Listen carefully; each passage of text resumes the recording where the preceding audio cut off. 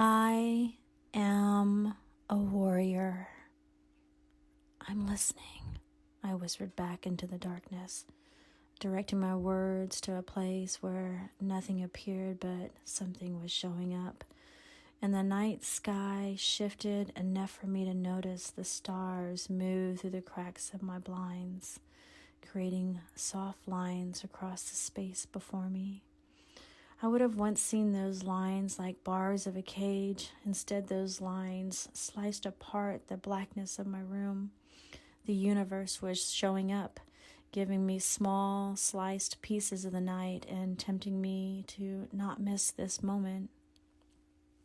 This would be the first slice of my cake of life, and the sweetness would be short-lived. A birthday of sorts, a welcoming and an awakening within me that no longer wanted to be lulled back to sleep. Laying there wide awake, I knew what I had to do. I knew this would be like drawing a line in the sand and choosing a side, and I was scared. I knew I would be choosing a lonelier, less traveled side, but I felt the promise of more. And I knew in that moment it was necessary. It would be a side that would move me closer to embracing something that others would not understand, that I myself didn't fully understand. It would be a floodgate, a dam breaking and a releasing of me, a washing away of family, friends, and a lover that no longer loved me. Not me. Not the way the universe knew I deserved. I wasn't owed anything, but I am a warrior, and accepting or allowing less was, or is, would be a slow death of the spiritual kind, the kind that I was being birthed into.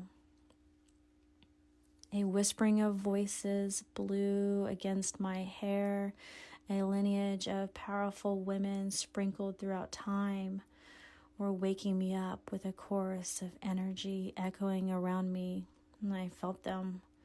Their words so powerful. It was like it was reverberating through the hollows of my body, in the center of my chest, beneath my skin, in that space that housed my heart and my lungs and all my vital organs.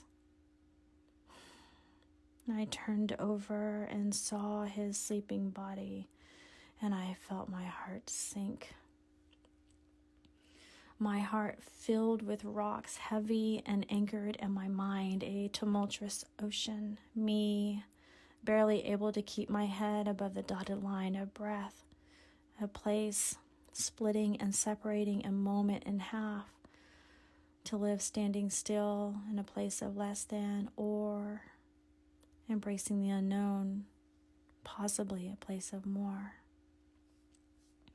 I recently read in SEAL training there is a portion where they tie your hands behind your back and throw you into the water, your legs fluttering like a dolphin's tail as the cadets, try to keep themselves from drowning, a slow and controlled drowning. That's what they called it, controlled.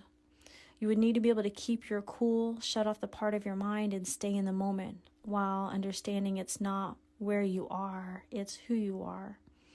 And you have to dig deep, digging deeper beyond yourself to survive and drown, to let go, but still hold on. And that's where I was at. The voices whispered in my ears, "You are a warrior. You must tell him you are a warrior." This moment wasn't the beginning of an unraveling. It was a place in the middle, a place of necessity, and I had been sleeping too long. My heart felt heavy like a drunkard, dead weight, intoxicated and damaged. And this was a moment where I needed to check in. I had to get sober, to get real, and to become honest with my destiny and my purpose, my why. That calling would continue to whisper at all hours of every fucking day and night, and those voices like towers of light beaming over turbulent waters. But I was like a ship, lost in the night and no one manning my The precious cargo of me was only precious to me, and I was simply a matter of supply to someone else's demand. I stood half naked in front of my bathroom mirror that night, hoping to wash away these voices. I was too scared to walk away from this life I knew, to embrace this mantra, this sentence, this message from another world of being a warrior. Everything would change. But I was dying inside, literally. I felt like death. It was coming at me fast, and they knew it. It was a slow death, a descent into normality of getting in line, of being submissive, a painful quietness, a shutting down, a dimming of my light. You are a warrior, they whispered back at me. And I felt and I saw their pain in their eyes, a longing for me, their child, their sister, their family. They needed me to free myself. You are a warrior, and you must tell him. I was scared. I crawled on top and straddled him like I was going off to war, sitting across his hips like a child in my pajamas. I needed to wake him up, so I said, I have to tell you something. I said softly. Half dazed, he looked at me and said, What? I am a warrior, I whispered, half-assed and under my breath. I had been called crazy, childish, immature, so many things.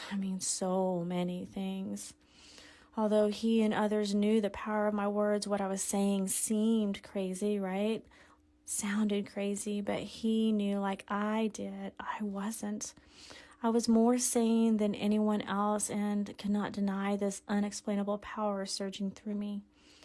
He would ask me to, lay my hands on his aching body almost every night, because I have this strange ability to heal places through cosmic energy that pulsed through me and emitting through the palms of my hands, that I could chase his pains and find the root of them and release them. The energy that moved through me, through my hands and into him, gave him rest, a peacefulness, but for me it was like being plugged into. I was jumping a dead car, draining my battery and feeling more alone than ever with this gift he would often ask for, but simultaneously shunning it as something dark, very dark. He was used to this, like what I was saying to him as I sat across his hips, messages to me from another world, spirits that walked in our house, footsteps in the attic, and people that lingered in the corners of our room. He was used to finding me sleeping between the bed and my desk, on a pallet on the floor, and being called to things I couldn't explain. Synchronicity would light up walkways before me, paths connecting dots between him and his grandparents and me, and sometimes total strangers stuck between here and there, then and now. He understood I was beyond energetically charged and things wouldn't work around me. He knew, because he would ask me to focus my attention on things for him, to bring them into fruition. And I would, and it would happen. I became his treasure chest that opened at will, and his acceptance of my differences was the key. I didn't realize then that I didn't need a key, and the lock was make-believe and self-created as a way of protection, keeping me, who I am, at a place of less than. I tell people I'm keeping it at 40% because the magnetic energy I would put off would draw them in, and anything more than 40% had a history of tearing things apart. I read recently that Saturn has over 80 moons.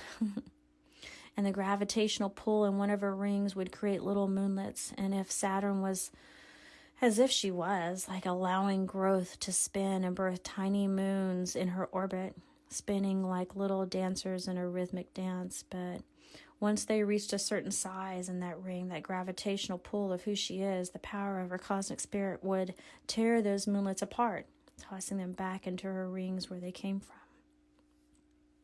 Being different isn't bad, but it can feel lonely in this human form. I am a warrior, I said louder this time, looking down at him, and I had seen them, all of them, women from my past, an ancestral past, a lineage of powerful women looking back at me. What I was saying seemed crazy, but he knew, like I did, I wasn't. Many nights, he knew that I wasn't. I took that leap, and now when I look back at myself, I'm reminded I am a warrior of many women crossing the invisible borders of water, earth, wind, and fire. Somehow, without knowing, I became my own element, and I guess I needed to be able to see myself in my own accountability mirror, reminding me, myself, that lasting 1 second longer, holding out 1 second more than those hoping I wouldn't, is what it'll take to step into the life I've been avoiding and the life that I must create. I am a serpent, an eagle, living without boundaries between heaven and earth, wearing a Filipino tribal crown now inked into my skin, adorning my forehead. A placement of a reminder when I look into my mirror to not forget who I am. Who are you? They whisper. I am a warrior, I answered back to all myselves.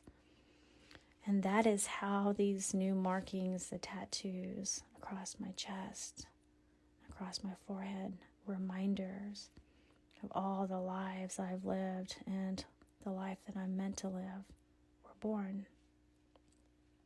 I want to give much love to Tyler Lumen for believing in what I wanted and accepted the responsibility of birthing these tattoos in existence. It's a constant reminder of who I am, who I've been, and the possibilities within me. And I know to do something like this is daring, and I'm grateful that he trusted in my vision. Much love to all my warriors.